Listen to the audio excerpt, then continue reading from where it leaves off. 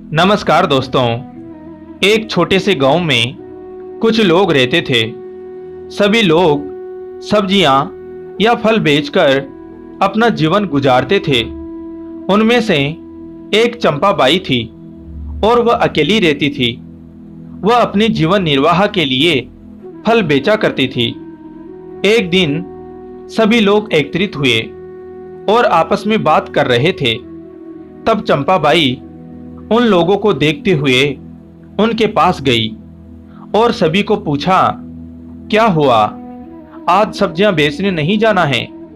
तब एक ने कहा, हमारी बस्ती सरकार ने ठाकुर को बेच दी है और हमें बस्ती खाली करने को कहा है। चंपा बाई ने सभी को कहा, हम सब सरकार के पास जाते हैं और बात करते हैं।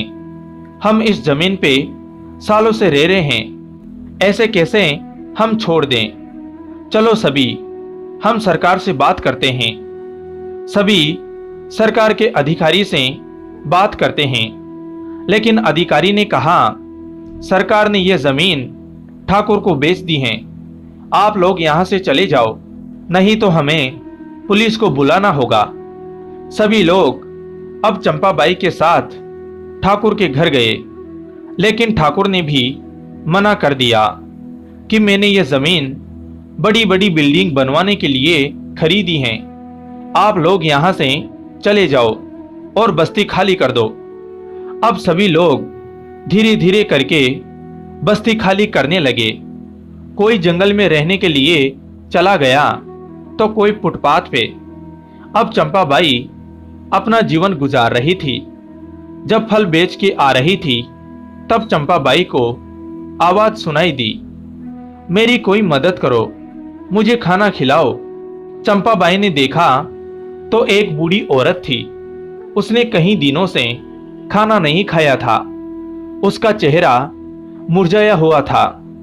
तब चंपा बाई ने फल की टोकरी नीचे रख के कहा, आप ये फल खा लीजिए। उस बूढ़ी औरत ने सारे फल खा लिए।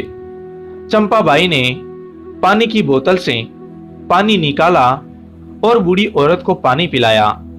बूढ़ी औरत ने चंपा बाई को दुर्गा माँ की मूर्ति दी और कहा, आप दिन रात इस दुर्गा माँ की सेवा करना, कल से नवरात्रि शुरू हो रही है। अब चंपा बाई मूर्ति लेके अपने घर चली गई। घर जाके मूर्ति की स्थापना के लिए घर की साफ सफाई करने लगी और गांव वालों ने चंपा बाई की मदद की।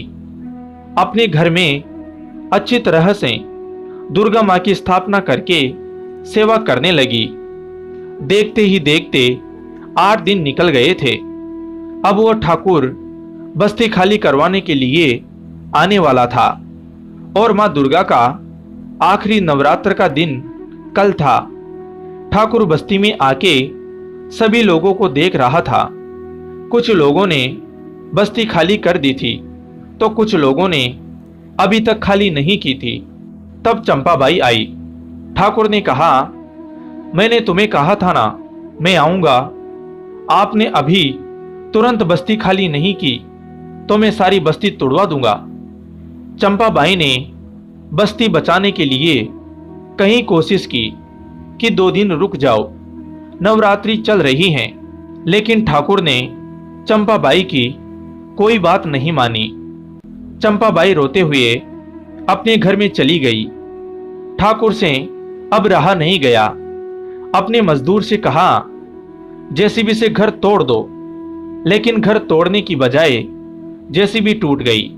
अब ठाकुर को लगा कि यह औरत चुड़ैल लगती हैं, मुझे घर में जाकर देखना होगा। ठाकुर घर में जाके देखता है तो चंपा बाई माँ दुर्गा के सामने बैठ के आराधना कर रही थी। ठाकुर ने अपने पैरों से चंपा बाई को मारने की कोशिश की। तब तुरंत ही दुर्गा माँ प्रकट हुई और ठाकुर को कहा, मेरे भक्त को तुम मारने की कोशिश कर रहे हो। ठाकुर माँ दुर्गा को देखकर माँ के चरणों में गिर जाता है। दुर्गा माँ ने ठाकुर को अच्छी तरह से समझाया।